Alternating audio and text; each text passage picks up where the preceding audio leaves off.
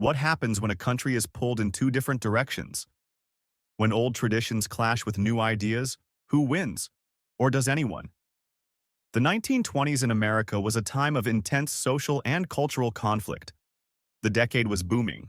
Cars, jazz, and the bright lights of the cities made it feel like a new era. But beneath the surface, deep divisions were tearing the nation apart. In this video, we'll explore immigration and nativism, the rise and fall of the Ku Klux Klan, prohibition and organized crime, science versus religion in the classroom. So, stick around to see how these battles shaped the country and still influence America today.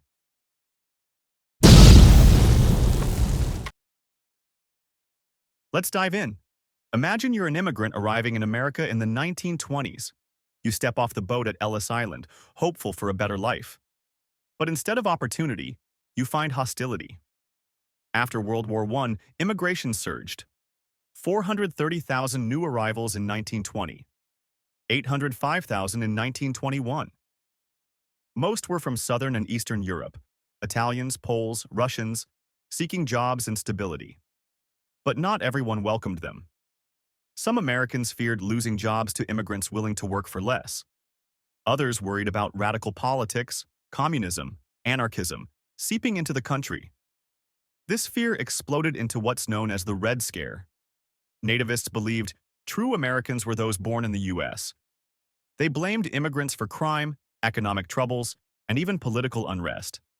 This led to the rise of eugenics, the pseudo-scientific belief that some races were biologically superior. Think about it. Laws and policies were being shaped around the idea that people from Northern and Western Europe were more fit for American society than others. Madison Grant, a well-known eugenicist, wrote The Passing of the Great Race in 1916, warning that immigrants were diluting American purity. His work influenced immigration laws and even Nazi racial policies in Germany years later. And the government listened. Congress passed the 1921 Emergency Quota Act, which capped European immigration at 600,000 per year.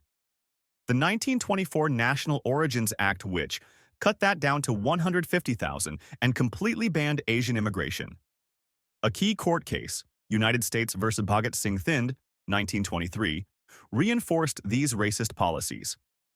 Thind, an Indian World War I veteran, applied for citizenship, arguing that as an Indian, he was technically Caucasian. The Supreme Court disagreed. They ruled that white meant what common Americans thought it meant, and he didn't fit the description. This anti-immigrant sentiment took a dark turn with the Sacco and Vanzetti case. Two Italian anarchists, Nicola Sacco and Bartolomeo Vanzetti, were accused of robbery and murder. However, the evidence was weak, but they were immigrants and radicals. That was enough. Despite protests from around the world, they were executed in 1927. A case that wasn't just about crime, it was about fear, prejudice, and the fight for justice.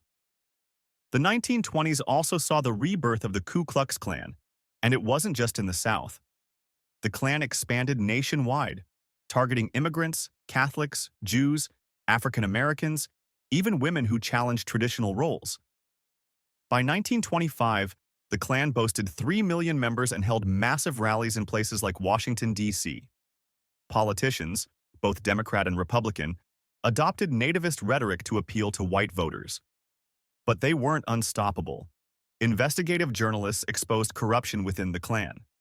Civil rights groups like the NAACP fought for anti-lynching laws. Black World War I veterans demanded the rights they had fought for overseas.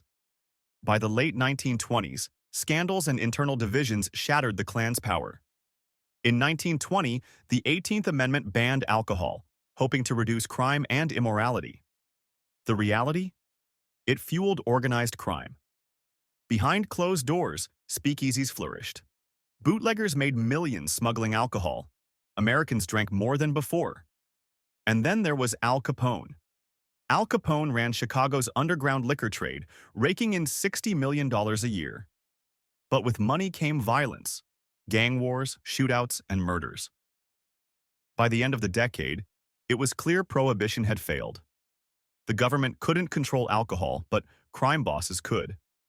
The 1920s wasn't just about politics and crime, it was also a battle of ideas. Einstein's theory of relativity shook the way people saw the universe. Sigmund Freud's psychology challenged how we understood the human mind. But for some, these ideas felt like an attack on faith. At the heart of this clash was Darwin's theory of evolution.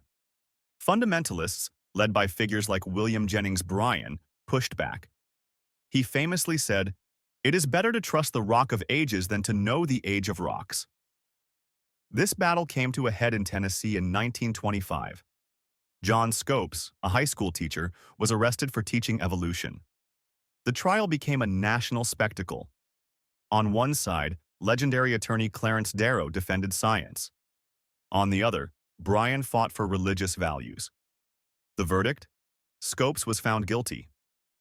But the trial exposed how deeply divided the nation was. So, what do we take away from the 1920s? America was a country at war with itself, struggling with immigration, race, crime, and religion.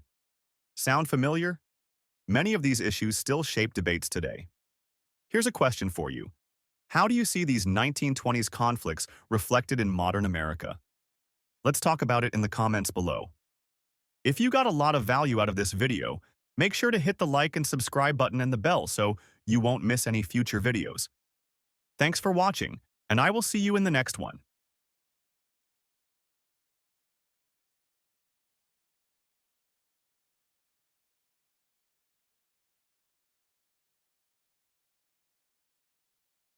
If you got a lot of value out of this video, make sure to hit the like and subscribe button and the bell so you won't miss any future videos. Thanks for watching, and I will see you in the next one.